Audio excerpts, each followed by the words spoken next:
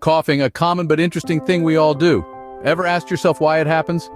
Let's find out. Our body is like a big strong castle, and coughing is a soldier that protects us from harmful things. When stuff like dirt or germs get into our air pipes, our throat gets a signal and we start to cough. Now, here's a fun fact. A cough can go as fast as 60 miles per hour, pushing all the bad stuff out. Cool, right? But coughing isn't only about protection, it's also like a cleaner, getting rid of extra sticky stuff in our throat and keeping our air pipes clean. But remember, if we keep coughing for a long time, it could mean something's wrong.